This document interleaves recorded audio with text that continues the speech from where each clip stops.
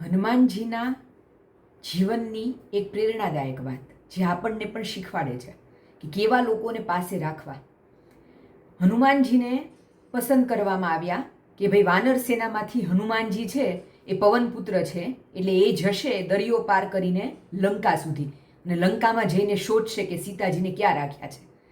હવે હનુમાનજી ત્યારે તો હા પાડી દીધી, પછી હવે દરિયા પાસે જઈને ઊભા રહી જાય છે પર્વત પર, મૂંઝાય છે મનમાં કે હું કેવી રીતે આટલો મોટો દરિયો પાર કરીશ છલાંગ લગાવીને.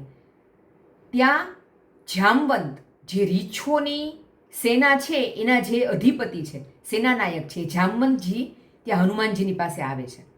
હવે હનુમાનજીને પોતાની શક્તિઓ વિસરાઈ ગઈ છે, યાદ નથી કે પોતે શું કરી શકે છે, એટલે આત્મવિશ્વાસ ગુમાવી દીધો છે ત્યારે મુશ્કેલીમાં.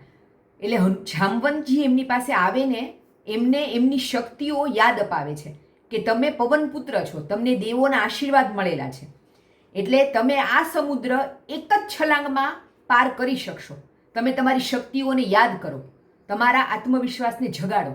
અને પછી અડધી કલાક સુધી જામવંતજી હનુમાનજીને બાળપણમાં જે દેવોના આશીર્વાદ મળ્યા હતા અને પોતે કોણ છે, શિવના અવતાર છે, એ બધું યાદ કરાવે છે, એમનું સામર્થ્ય, એમની શક્તિ.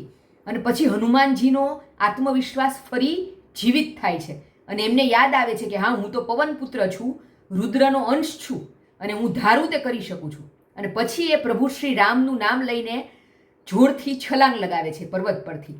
અને છલાંગ એટલી બળવાન હોય છે કે જે પર્વત પર ઊભા હતા ને છલાંગ લગાવીને પર્વત આખો જમીનમાં ઘૂસી જાય છે અને એક જ કૂદકે પછી એ થોડીક ક્ષણોમાં લંકા પહોંચી જાય છે. એટલી પાવરફુલ છલાંગ લગાવે છે. તો આ છે એક વ્યક્તિનો આપણામાં વિશ્વાસ હોય ને એની તાકાત.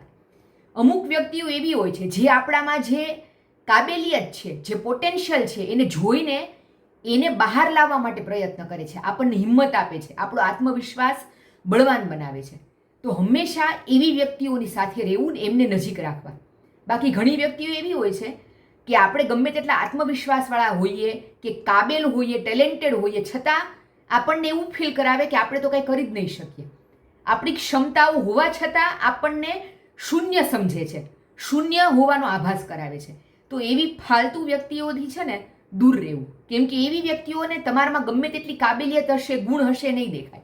જ્યારે 2-5 વ્યક્તિઓ જેવી હોય છે જે ખરેખર આપણી મિત્ર બનવાને લાયક હોય છે, કેમ કે એ આપણું સારું ઈચ્છે છે, આપણી અંદર હિંમત પૂરે છે, આપણો આત્મવિશ્વાસ વધારે છે.